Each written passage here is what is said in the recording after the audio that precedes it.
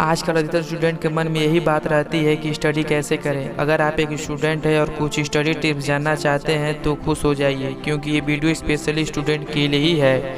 आजकल पढ़ाई में कंपटीशन बहुत ज़्यादा बढ़ गया है, चाहे CBSE का कोई एग्ज़ाम देना हो या किसी स्टेट बोर्ड का, चाहे सिविल सर्विसेज का एग्ज़ाम देना हो। सभी जगह बढ़ते कंपटीशन की वजह से बेस्ट स्टडी टिप्स को जानना और अपनाना बहुत ज़रूरी होता जा रहा है। समस्या तब बहुत बढ़ जाती है जब एक तरफ अच्छे मार्क्स लाना ज़रूरी होता जा रहा है और दूसरी तरफ स्टूडेंट का मन पढ़ाई में नहीं लगता और उन्हें यह भी नहीं पता होता है कि स्टडी कैसे करें।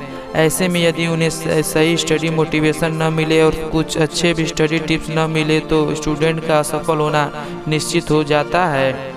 लेकिन आपको परेशान होने की बिल्कुल भी ज़रूरत नहीं है, क्योंकि आपको इस वीडियो में ऐसे 3 स्टडी टिप्स बताऊंगा।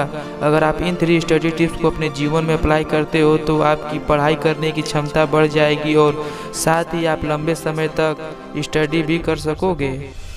तो दोस्त, अगर आप मेरे चैनल पर नए हैं तो चैनल को सब्सक्राइब कर दें और बेल घंटा को भी प्रेस कर दें। मैं ऐसा ही अपने यूट्यूब चैनल पर स्टडी टिप्स के रिलेटेड वीडियो अपलोड करता रहता हूँ। तो चलिए वीडियो को स्टार्ट करते हैं।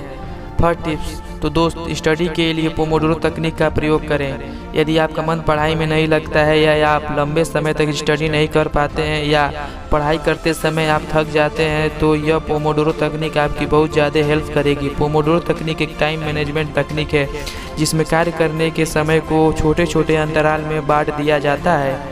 इस तकनीक में समय को 25-25 मिनट के अंतराल में तोड़ लिया जाता है और प्रत्येक 25 मिनट के बाद 5 मिनट का आराम लिया जाता है। आइए अब मैं आपको पोमोडोरो तकनीक के एक उदाहरण द्वारा समझाता हूँ। मान लीजिए आपको कोई लक्ष्य या फिर आप पढ़ाई करना चाहते हैं और वह लक्ष्य या पढ़ाई आप बिना थके हुए और सफलतापूर्वक करना चाहते हैं तो अपने समय को आप 25-25 मिनट के अंतराल में तोड़ लीजिए।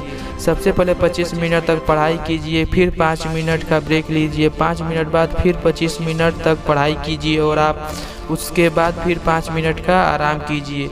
तो इस 25 मिनट के समय को एक पोमोडोरो कहा जाता है। इस तरह आप 4 पोमोडोरो पूरा कर लीजिए। 4 पोमोडोरो पूरा करने के बाद आप एक लंबा ब्रेक 15 से 30 मिनट तक ले लीजिए और इस लंबे ब्रेक के बाद फिर से पोमोडोरो शुरू कीजिए।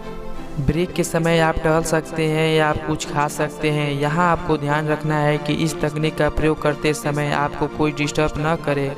तो दोस्त, आइए जानते हैं कि इस तकनीक के क्या क्या फ़ायदे होते हैं। पहला फ़ायदा, 25 मिनट तक किसी भी मनुष्य का माइंड आसानी से कंसंट्रेट रह सकता है, इसीलिए आपका दिमाग इधर उधर नहीं भटकता है। दूसरा फ़ायदा, केवल 25 मिनट आपको पढ़ाई करना होता है और बीच में ब्रेक भी मिल जाता है, इसीलिए इस तकनीक को अपनाने से आपका माइंड फ्रेश रहता है। तीसरा फ़ायदा, इस तकनीक से आपका पढ़ाई में मन लगने लगता है, क्योंकि आपके माइंड को संदेश जाता है कि केवल 25 मिनट ही तो पढ़ाई करना है और पढ़ने को तैयार हो जाते हो। चौथा फ़ायदा, इस तकनीक को अपनाने से कार्य क्षमता बढ़ जाती है और आपके स्टडी को टालने की आदत नहीं रहती है। सेकेंड टिप्स, पढ़ते समय स्टूडेंट की जगह टीचर बन जाओ। यह पढ़ाई करने का बहुत अच्छा तरीका है, इसे टीचिंग तकनीक कहते हैं। साथ ही आप इस तरीके से लंबे समय तक लर्न किए हुए टॉपिक को याद रख पाएंगे।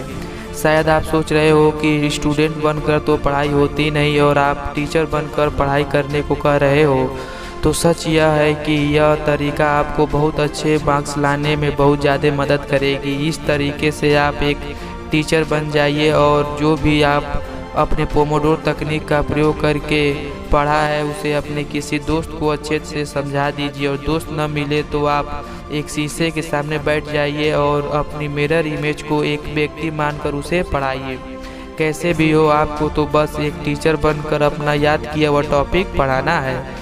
तो दोस्त, आइए जानते हैं कि टीचिंग तकनीक के क्या क्या फ़ायदे होते हैं। पहला फ़ायदा, इस तकनीक की सबसे बड़ी बात है कि आपको पता लग जाता है कि आपका याद किया हुआ टॉपिक आपको सही से याद हुआ भी है या नहीं।